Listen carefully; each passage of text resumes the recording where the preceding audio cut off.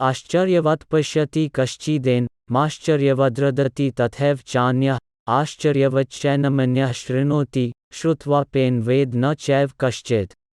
कोई आत्मा को आश्चर्य से देखता है, कोई इसे आश्चर्य की तरह बताता है तथा कोई इसे आश्चर्य की तरह सुनता है, किंतु कोई इसके विषय में सुनकर भी कुछ नहीं समझ पाते।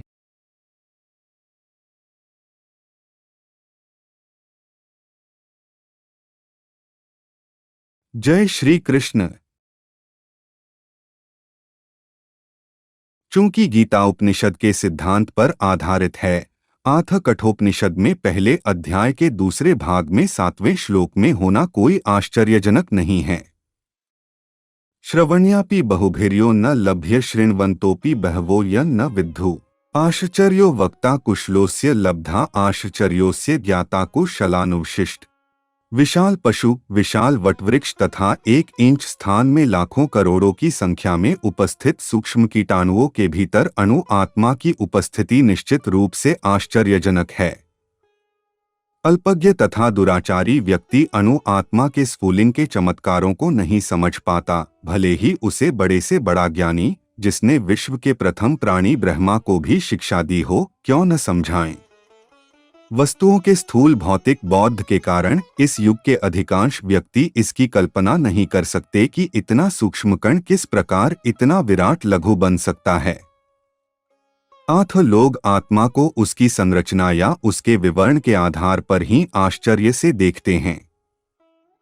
इंद्रिय तृप्ति की बातों में फंसकर लोग भौतिक शक्ति से इस तरह मोहित होते हैं कि उनके पास आत्मज्ञान को समझने का अवसर ही नहीं रहता। यद्यपि यह तथ्य है कि आत्मज्ञान के बिना सारे कार्यों का दुष्परिणाम जीवन संघर्ष में पराजय के रूप में होता है। संभवत उन्हें इसका कोई अनुमान नहीं होता कि मनुष्य को आत्मा के विषय में चिंतन करना चाहिए और दुखों का हल खोज निकालना चाहिए। ऐसे थोड़े से लोग जो आत्मा के विषय में सुनने के इच्छुक है, अच्छी संगति पाकर भाषण सुनते हैं, किंतु कभी कभी अज्ञानवश वे परमात्मा तथा अणु आत्मा को एक समझ बैठते हैं।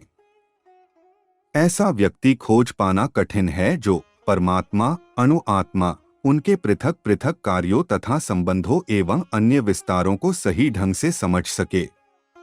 इससे अधिक कठिन है ऐसा व्यक्ति खोज पाना जिसने आत्मा के ज्ञान से पूरा लाभ उठाया हो और जो सभी पक्षों में आत्मा की स्थिति का सही निर्धारण कर सके।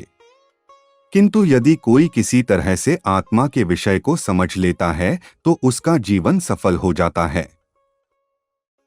इस आत्मज्ञान को समझने का सरलतम उपाय यह है कि अन्य मतों से विचलित हुए बिना परम प्रमाण भगवान कृष्ण द्वारा कथित भगवद गीता के उपदेशों को ग्रहण कर लिया जाए। किंतु इसके लिए भी इस जन्म में या पिछले जन्मों में प्रचुर तपस्या की आवश्यकता होती है, तभी कृष्ण को श्री भगवान के रूप में स्वीकार किया जा सकता है। पर कृष्ण को इस रूप में जानना शुद्ध भक्तों की अहैतुकी की कृपा से ही होता है, अन्य किसी उपाय से नहीं। और इसे के साथ आज हमने दूसरे अध्याय का 29वें श्लोक का तात्पर्य देखा। अब हम कल 30वें श्लोक का तात्पर्य देखेंगे। हरे कृष्ण कृष्ण कृष्ण हरे हरे, हरे राम राम राम हरे हरे।